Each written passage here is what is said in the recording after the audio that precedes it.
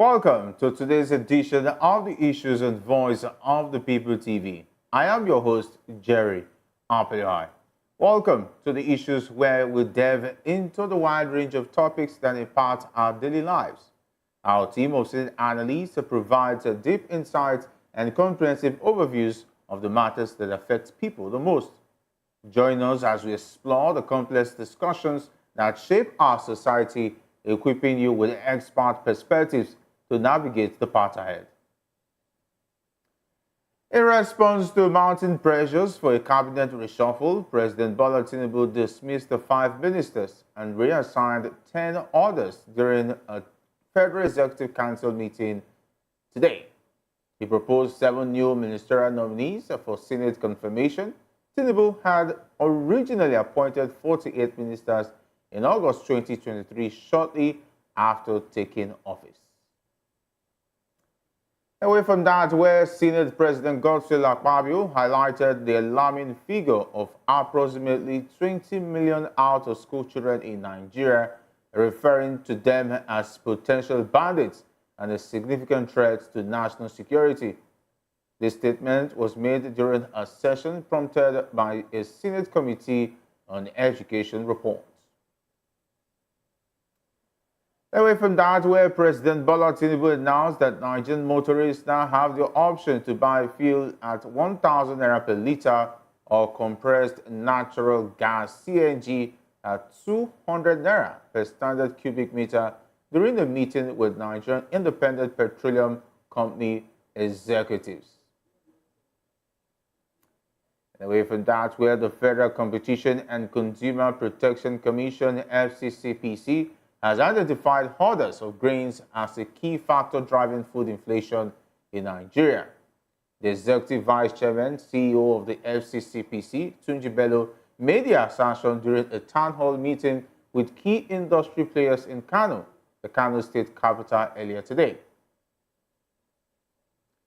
All right, after this short break, we'll dig deeper into these topics and more. Don't go away as we continue our exploration.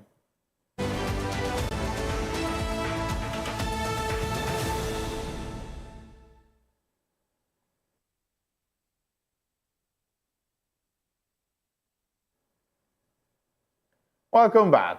Now delve into the heart of our discussion. We started off where, in response to mounting pressures for a cabinet reshuffle, President Bola Tinubu dismissed 5 ministers and reassigned 10 others during a Federal Executive Council meeting today. He proposed 7 new ministerial nominees for Senate confirmation. Tinubu had originally appointed 48 ministers in August 2023, shortly after taking office. The dismissed ministers included those responsible for women affairs, tourism, education, housing, and youth development. New nominees include Bianca Odumegu Ojukwu for Minister of State for Foreign Affairs and Nentawaye, Yewada for Minister of Humanitarian Affairs. Tinubu also disclosed the Ministry of Niger Delta Development, dissolved the Ministry of Niger Delta Development, creating the Ministry of Regional Development, and transferred the responsibilities of the Ministry of Sport Development to the National Sports Commission. Additionally, he merged the Ministries of Tourism and Arts and Culture into a unified ministry. Tinubu appointed Shehu Diko to lead the National Sports Commission and Sunday Akindare as a special advisor. He thanked the outgoing ministers for their service and emphasized the commitment required from the new appointees to promote sustainable growth in Nigeria. Today, I'm delighted to be joined by 2 esteemed guests. Here in the studio, we have Mr. Peter Anosike. Mr. Anosike is a philosopher, development economist, and best-selling author. He is also an erudite commentator on economy, finance, politics, and power. Great to have you. Thank you for having me. All right, also joining us virtually is Mr. Chris Paul Otaiwe, an international chief correspondent and project director. Welcome. Great to have you on the program this evening. Thank you for having me. My pleasure as always. All right, let's go straight to you, Mr. Chris. What specific indicators will you use to measure the success of this cabinet reshuffle in addressing Nigeria's key issues? When I read this, I laughed because on the face of it, it would look like, oh, people have been saying reshuffle your cabinet. He has reshuffled it just to pander or pretend to pander to Nigerians' wishes. Oh, he's a good president, listening president, Democrat. Scam. I will tell you one thing. All those people that he fired, articulate ladies, eloquent in their delivery of what, not in the delivery of their assignments, I dare say, but put a better leader, a more visionary leader. And I tell you, those ladies will be fantastic. The one that strikes me the highest there is this Uju the Uju woman, Minister for Women Affairs. Yes. She's been very, well, you can say she's been very notorious for so many things, for her public appearances and utterances and all that. But if you listen to her, you could see passion in her spirit. Though, I mean, I'm not surprised that she's out, she's fired, and all that. Of course, and the rest of them, you can't serve under this kind of guy. And what do you like? You're serving under the devil. You are righteous, or you believe you are right. I think you have a modicum of righteousness, but you agree to serve under the devil. You will be conflicted in your spirit. You'll be conflicted in your actions. So these people, I'm not surprised he's firing them. In fact, they should be grateful that they are fired. Because anybody who serves under this guy is an enemy of the state. I dare say that. So his firing people is nothing. What does that do to him? Does it change him? Does it change anything about him? He hires and fires you now. You go, you come, you go. He tells you to get out. That's it. But what is at issue here is he is the man who calls the shots. He is the man who sets the direction. He's the man. So the direction he has set is to make the lives of Nigerians miserable. So if you are serving under such a government or such a leadership, and you want to do right, you want to do good, it will be hard for you now. If you like calling an angel to come and serve in the cabinet of Satan, the angel will miss his way one time. The angel will be conflicted, will be confused. In fact, he will hate himself as an angel. So these people have been tainted now, because people that they tried to please or they oppress while they were ministers will now be laughing at them. So you think you are the only one who can speak? No, they fired you. That person has entered Wahala now. Exactly that Uju woman. All right.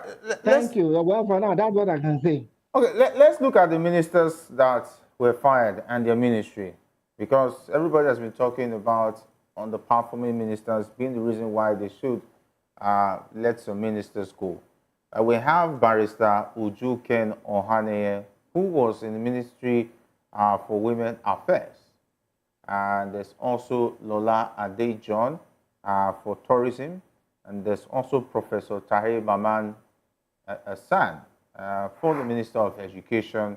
There's also Abdullahi Mohammed Gwazo for the Minister of State, Housing and Urban Development. There's also Dr. Jamila Bio Ibrahim, the Minister of Youth Development.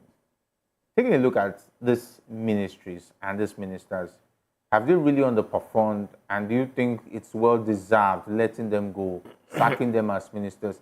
But he's just made mention of the Minister of Women Affairs, who I feel she has been vocal, she has been passionate, and she has definitely crossed a lot of people. Maybe that's why she's one of those who have been sacrificed. But say for the rest of the ministers, and she especially, what do you think about letting them go? Well, for me, at least the Minister of Women Affairs, I have heard her name over and over, at least I said one time ago in this program that as a journalist, I cannot even mention 10 out of the 48 Tinubu ministers. I think this Ohanenye is somebody that I think we have heard her name. That's on few occasions. The other names that you were mentioning, I don't know them. We had a Minister of Education who was saying that 16 years is too long. I know him for wrong reasons. Okay. I knew his name when he said that people, you have to wait until 18 years before Going to the university. before you will take a WAEC. That's why his name was mentioned. So I don't know him for the right reasons. So let me start from the appointment. Well, I want to express my disappointment because what Tinubu did was just like sending a dog and buying a monkey. No difference was made. Okay, are you talking about sacking 5 ministers and bringing in 7 No, ministers? I'm talking of capacity. Okay. Capacity. When you send a dog and buy a monkey, you are still where you are. You've not made any change. You've not moved forward. You made matters worse. Understand me? Because at least dogs can bark and provide form of security. So what Tinubu did, he didn't bring any star and performer. There's no name there that you know that can shift anything. Are you talking about the current ministers? The current ministers. What about Olubunmi Ojo, who's doing well in the Interior Ministry? A lot of people have been saying he's doing well. Olubunmi Ojo was involved in Better Edu's scam. I think he exonerated himself. He said that he was not involved. He's a Lagos he provided boy. documents and said He is a Lagos boy.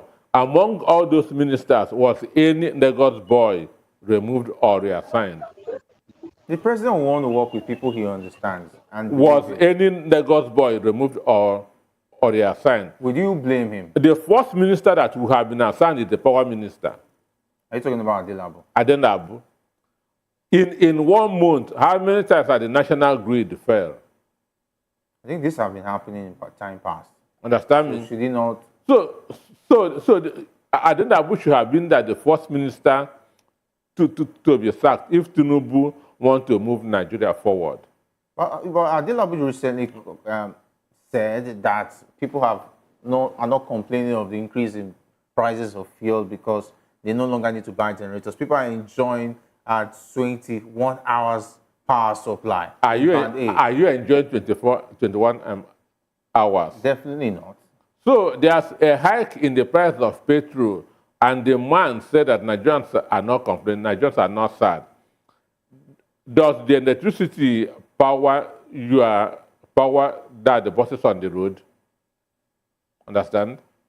So he has more than 20 reasons to be sacked, but because of his background, where he's coming from, he wasn't mentioned. And it wasn't a surprise. But the most important thing is that government does not fail because of ministers. Government fails because of the president. Okay. I have had this experience before. One governor in the southeast wants me to be his chief press secretary. Understand? What he told me that I should forget about what I read in the journalism school.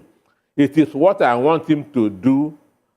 That's what he wants me to do for him that I should do. Okay. Do you understand that? So ministers, commissioners follow the body language of their boss. So if we have a serious president, the ministers will be serious. If we have a reflection of the president, exactly. If we have a corruption-free president, the ministers will be corruption-free. So a government does not fail because of a minister. Government fails because of the poor leadership of the president. The duty of a leader is to pick up talents that will help him to succeed. Understand me? All right. So a leader must be able to know how to scout for good talents that will build a quality team. So the body language of the ministers is the body language, is what they are getting from the president. Let me go to Mr. Chris there. We understand that there was a move to adopt the Ronsanya report by the presidency, and they had a review at some point in time, I think some few months ago. But judging from what we've just seen in the cabinet reshuffle, sacking 5 ministers and bringing in 7 new ministers, some have even joked that soon we'll be having 50 ministers. And No, it's already 50. It's already 50. They had 48 before. Okay, Last 5 time, and 2 more. It's already 50. Okay, all right. Okay, now if you take a look at it, the World Bank just recently said that it should cut down on costs of governance and so on and so forth. But on those who have said that it's following World Bank policies, how come it looks like, from what the body language of the reshuffle is saying, it looks like the president is not listening to the World Bank. It looks like he's still returning to status quo, or even making it worse in terms of adding more ministers to the one he already has. What do you think? Who is he or these people? I've said it all on this program so many severally. This guy is not following any book. He's not following any text. He's not following any policy. He's running, period, Tinubu crazy. He writes his own text. He writes his own history. He writes his own book. He writes his own policy. He writes his own governance style, all of which are evil. Please, don't get me wrong. I'm not saying this because I hate the guy. One-on-one is a good person. But as a public servant, as an official person, as a president, he's not just a disaster, he's a demonic disaster. Now, let me tell you, all this, look, we have to credit Buhari for one thing. Look, he will tell you what he will do, what he won't do. He said it before he entered. I'm not looking at this, your Ronsanya report, though. I think he said something like that. I'm not looking at your constituent assembly, whatever. He will tell you what he will do. That will you, so you know where it's going. This one will pretend, oh, I will do it because it's popular, it's populist. This guy is not following anybody's anything. He's just creating his own self, his own style as he goes along. Unfortunately, his style of pragmatism is not only not only demonstrates his incompetence in governance, his pragmatism is stinks to high heaven because it is downright evil. When we say downright evil, we are not saying this is not sentiments. When you look at your people in the face, they are dying of hunger. They are dying of hardship and poverty. And you are living the opulence. And you are telling them you are feeling their pain. You tell them you are feeling their pain today, tomorrow you add more to their pain. Who does that in the world? Even in hell is not done. So what do you call that kind of a person? In Nigeria, we say, well, of course, we can say that, in fact, Satan say itself, maybe learning work where Tinubu is. This is not an insult. It's a pure physical, literal description of this man. This is a criminal. And you cannot, there is nothing you can do about this guy because, and there's nothing, he cannot even help himself because criminals, institutional and individual criminals who are higher than him are propping him up because they found, somebody they are beloved. You know, they are loved in this guy. He's just the perfect person for them. We have never and we can never be here again after this guy if we survive as a country, as a people. So anybody, and I keep saying it, when you keep saying that this guy is not following any book, he's not following any constitution, he will just do it as he feels, as it pays him, as it works for him, and for his backers, and for those propping him. So forget the Ronsanya report, forget the constitution. In fact, the death of Nigerian constitution was the one that brought this guy in. The minute this guy entered power, Nigerian constitution died. Go and check it out. So he owes nobody anything. He doesn't own Nigeria's constitution, anything. So he's on his own. That All right. the minute the day Nigeria gets that, that is the day we get our liberation and from this oppressive evil. Period. All right, let's look at the matters as far as this ministerial reshuffling is concerned, and talking about the efforts. Can we say it's genuine to improve governance, or it's aimed at appeasing political factions? And let's just say people see that there's action because now you increase more ministers, and most especially for those who are in the sports fraternity, believe that the removal of the sport minister and placing the responsibility on sport on the National Sport Commission will make the sports sector dormant, and we'll not have somebody who has direct ears with the presidency to make things work, because Nigeria is a country that only do things when it's dying minutes. Who is going to have access to the president? Now they don't have a minister who will have to sit at the Federal Executive Council meeting and tell the president this is what is on ground. Well, if Tinubu is really working for the masses, if Tinubu has the interest of Nigerians at heart, he will have scouted for at least one or two persons that will make people happy in his administration.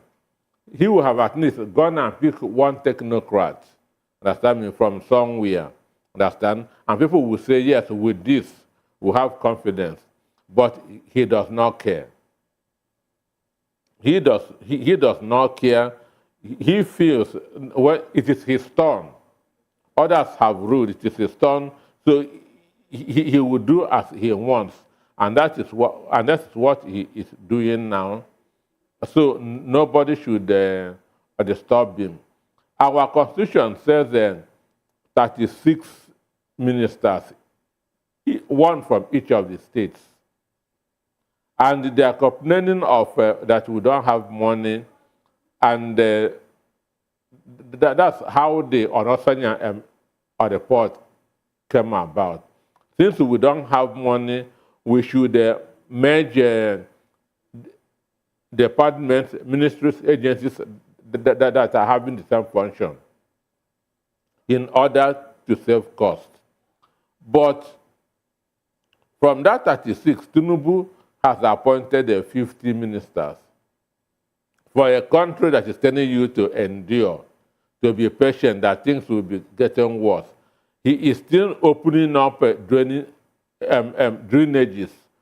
for our money to be going down.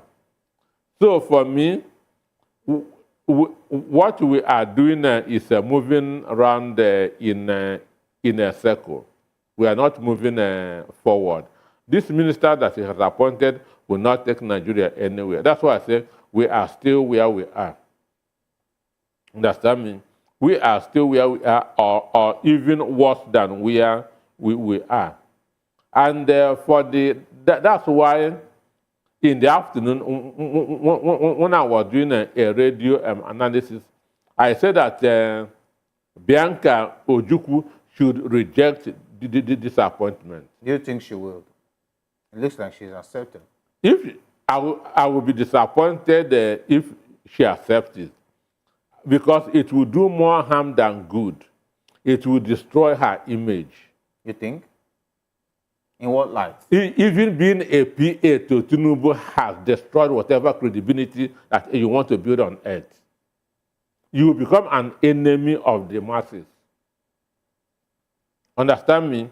You will become an enemy of so for me, the ministers that were sacked, they should on Sunday, they should go and give thanksgiving in the churches.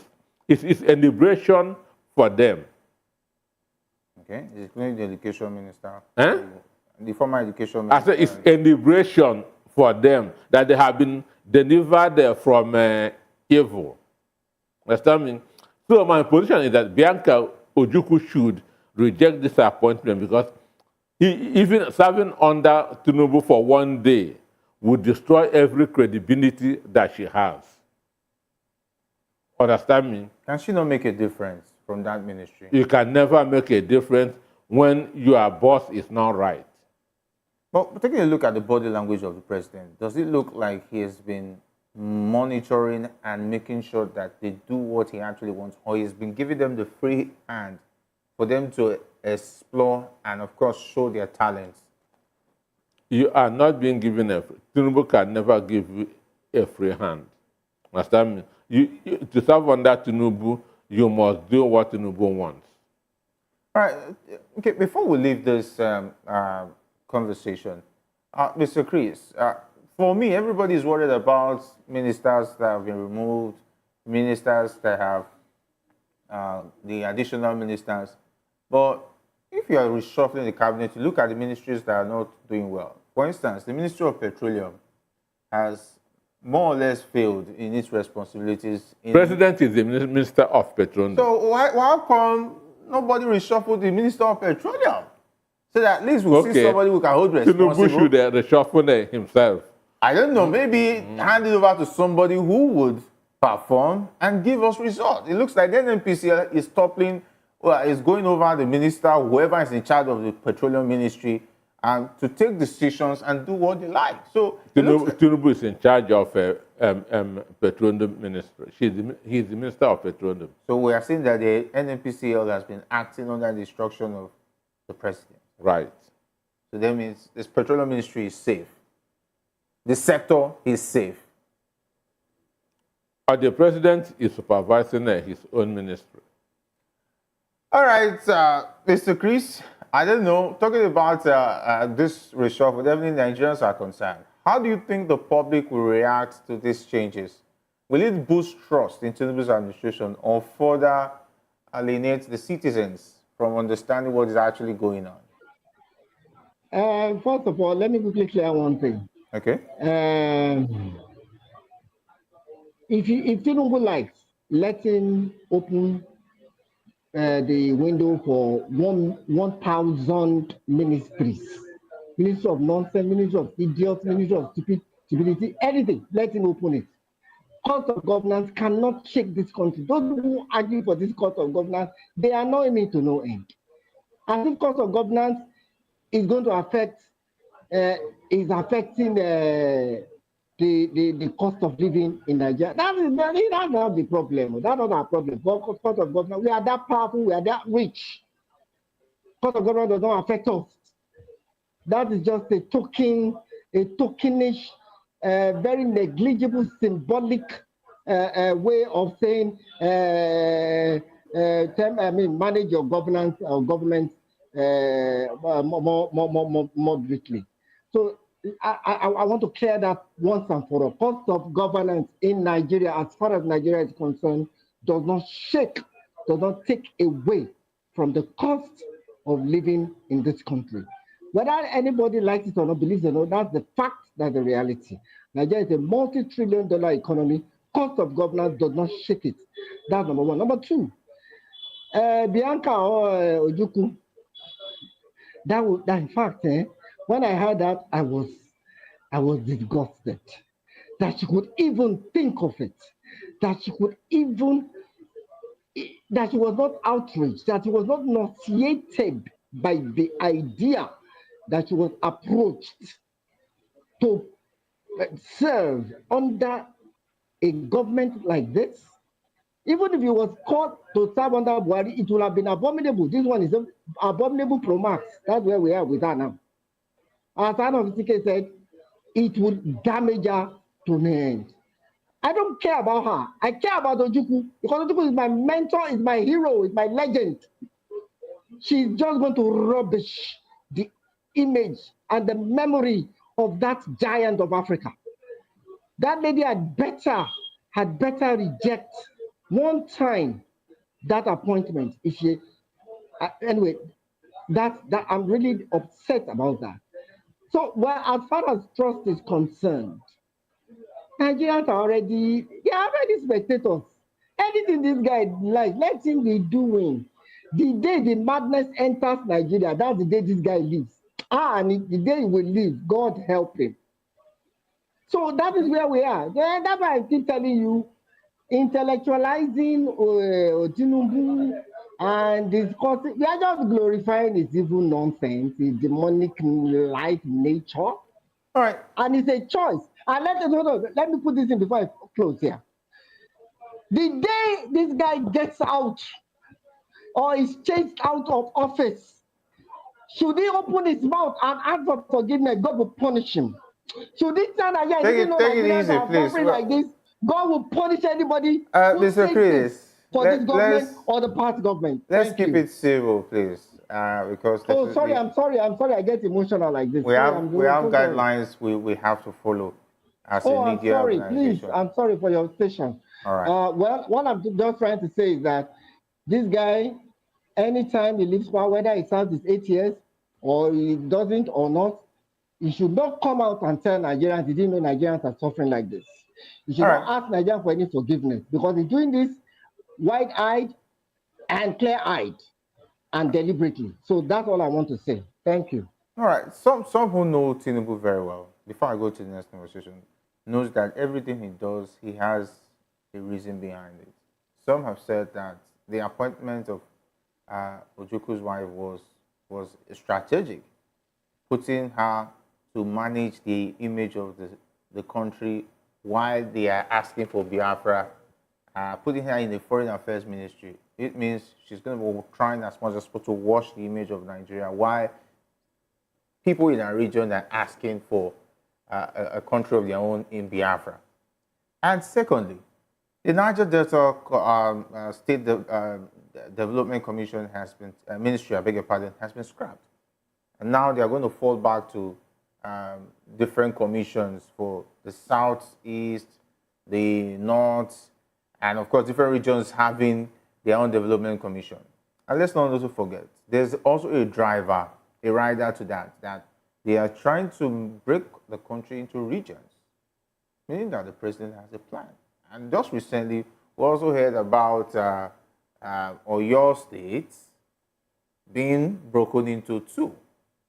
Does it look like Tinubu is making giant strides and making steps towards elongating his tenure in office? One. Broken into two. How? Yeah, recently the national, the lower house was trying to say they should create two states out of Oyo. It's a normal thing. So that means the Southwest is going to have more states. Every state, every geopolitical zone is clamoring for more states. But it looks like Oyo might be having theirs into two very soon, with body language coming. Or we are hearing of an Anioma state. We are hearing of a Titi state and so forth. But the National Assembly is making move for Oyo State to be into two. And this is the same state where Ayo Makinde has been put forward to run under PDP as a presidential candidate. And we've seen everything looking like 1+1 is looking towards the president's 2027 ambition, or elongating his tenure even more than 8 years. Well, I don't know about that. But the issue of creation of more states, it will be very, very difficult for a civilian regime to create states because it has to go through the state assemblies, and a minimum of 24 states will have to assent to the bill. Who is in charge of the National Assembly has to speak in Nigeria? I said the state assemblies. The state assemblies. The state assemblies, who do they answer to? It's not going to be possible. It is. If it's possible, the other presidents who have also Obasanjo should have created states. Jonathan should have created states, but it's not going to be possible. Are you forgetting that Ganduje has been preaching state capture? Let us be factual. So on the issue of Niger Delta, I feel that scrapping Niger Delta Development Ministry, Ministry of Niger Delta is very, very wrong. Niger Delta deserves preferential treatment. I'm not from Niger Delta, but Niger Delta deserves preferential treatment. Understand? If you go there and see what this oil has done to them, Understand? They cannot farm, they cannot fish, they cannot drink water. And they are the goose that is laying the golden eggs. Why they are suffering? So they deserve a very special treatment because without Niger Delta, without the oil in the Niger Delta, Nigeria would have separated into more than 6 states. The North wouldn't have been in Nigeria now if if this oil is not there. So the only reason why Nigeria is still one country is because of the oil in the Niger Delta. If it dries up today, everybody will say, I want my own country. So they should be given preferential treatment in the sharing of the national cake because they are the one that is baking this cake. So trying to treat Niger Delta like the other geopolitical zones is injustice. So what Tinubu is doing is inhuman. And how did Niger Delta, that Minister of Niger Delta came on board? It was created by Alhaji Omaru Musa Yaradua because the youth there, when they go to Abuja and the other countries and other states and see what is being done with money from their zone, why nothing is happening in their zone. That's how this militancy started. And to pacify them, Yaradua created this Ministry of Niger Delta. Understand me? So what reason has Tinubu to scrap it? That's why I say he doesn't mean well. He does not mean well. And talking of 2027, for me, somebody has to be alive until 2027. All right. Ifeanyi Oba was answering the incoming governor in waiting before he didn't even know that he will not see 2025. Let alone contest election. So that's why I'm not bothered about 2027. My concern is today and what happens to Nigerians today. What is the welfare of Nigerians today? That is my concern. All right. Let's go back to the next conversation, which definitely is a matter that is dear to my heart because talking about out-of-school children, the Senate President Godswill Akpabio highlighted the alarming figure of approximately 20 million out-of-school children in Nigeria, referring to them as potential bandits and a significant threat to national security. This statement was made during a plenary session prompted by a Senate Committee on Education report. Deputy Senate President Barau Jibrin and other senators expressed concerns about the urgent need for comprehensive solutions that involve parents and state governments. Senator Simon Lalong called on President Bola Tinubu to motivate state governors to address this crisis, while Senator Sani Bello highlighted the dire consequences faced by out-of-school children in Niger State, including fatalities due to inadequate facilities. Following extensive debate, Senator Siriake Dixon proposed a national summit to address these issues, which Akpabio supported, emphasizing the involvement of various stakeholders to improve the situation and enhance national security. Mr. Chris, if you take a look at the statistics, I think when I had my project on out-of-school children, when taking a look at the report, Nigeria is #1 when it comes to the population of out-of-school children, which is dangerous for any country that wants to move forward. How does these comments about out-of-school children being potential bandits affect public perception and efforts to help them?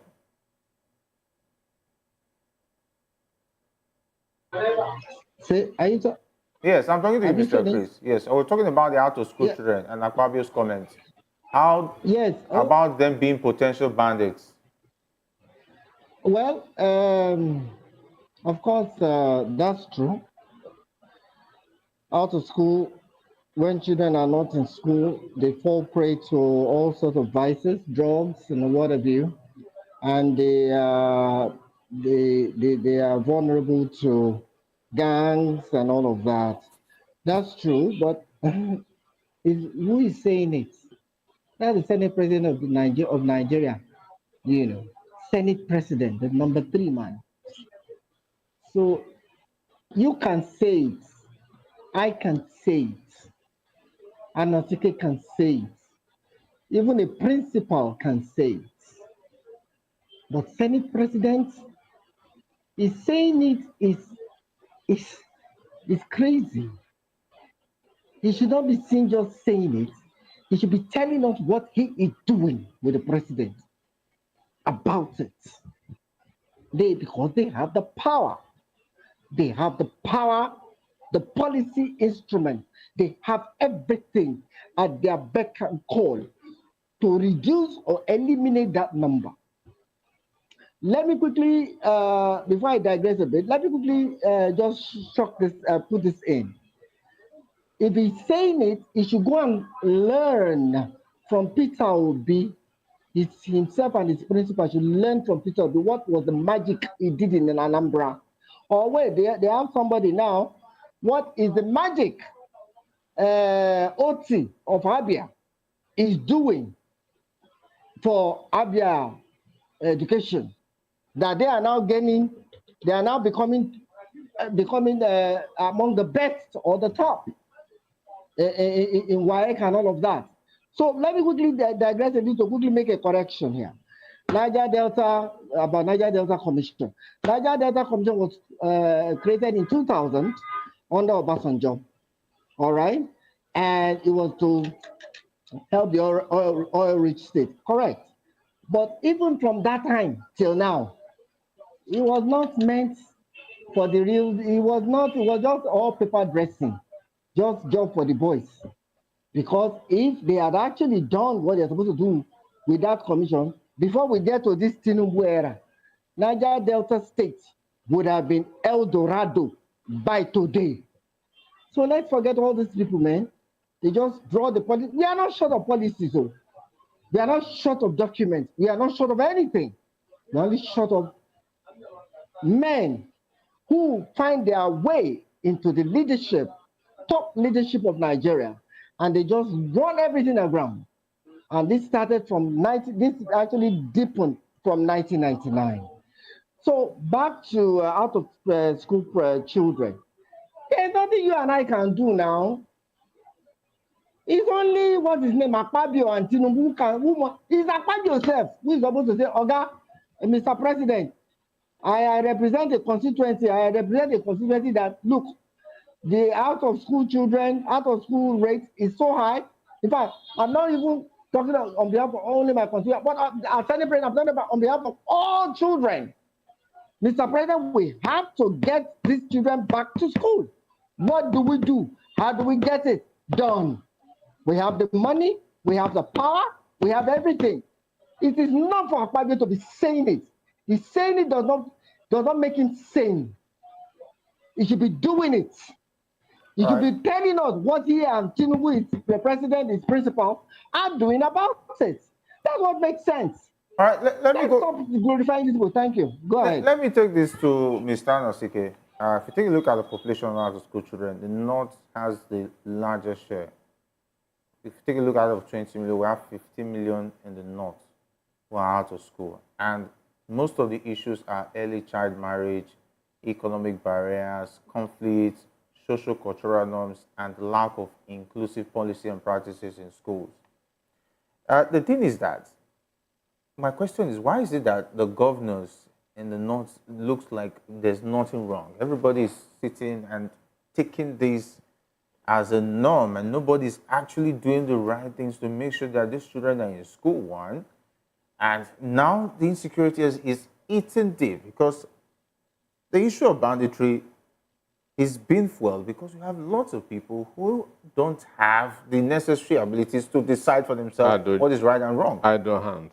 Yes. Well, I want to start with the Niger Delta thing. Okay. What Obasanjo created was NDDC. Yes. Niger Delta Development. Niger Delta Development Commission. Yeah. And he gave them 13% derivation, which he inherited from the army. Under the army, it was 13%. But Yaradua created Ministry of Niger Delta. Then, if you check on the number of out of schools state by state, Katsina is number one. Katsina State has the highest number of out of school children. Mind you, this is a state a state of the president for 8 years. They have the highest number of out of school children that's in the country, Katsina State. Jonathan was building schools in the north, and you heard their complaint. Understand? You heard they were kicking against Jonathan building schools because they want to continue to be enslaving those children so that they'll be using them as sheep. Understand me? You know, that's what you call that's what you call the sheep culture. Anywhere one sheep follows, 1,000 others will follow there. They will not mind whether there are danger on the road or not, because why? They cannot think for themselves. That's what the North is doing. That's why there are difference between winning an election and having power. Power is for the interest of the people. They not have power, but just for themselves and not for their people, because they want to be dictating for their people, to be using them in elections and so on and so forth. So even if you want to educate them, they will still say no. That's why you hear Boko Haram. Western education is a sin. Do you understand that? Yes. So this is a cultural thing. This is a very cultural thing, and there will be no political willingness to eradicate it because it is benefiting them. Are you talking about the governors in the north? The governors in the north, it is benefiting them. Forget anything that they will come that's in the National Assembly or in Abuja to say. The out-of-school children is benefiting them. It's to their own benefit. What is the way out? Mind shift. On the part of the governors? On the part of the so-called enemies in the north. They should repent from their wicked ways. All right. Time will not permit us to go on and on. As far as this conversation is concerned, talking about out-of-school children, we'll just wait and pray that one day maybe Nigeria will shift from being number one with the rate of out-of-school children, which is however dangerous to the well-being of the country, having more children being out of school. I want to say big thanks, Mr. Chris, for being a part of the show this evening. It's a pleasure having you on the issues. Pleasure. Thank you so much. All right. Have a good one. All right, Mr. Anuske, it's a pleasure always having you. Thank you for having me. All right. Have a good one. As we conclude today's edition of the issues, we thank you for joining us. Catch us again tomorrow at the same time on our YouTube channel, Voice of the People TV. Stay connected with us on our other social media platforms at VOP TV Live. I am your host, Jerry Apelihai. Good evening.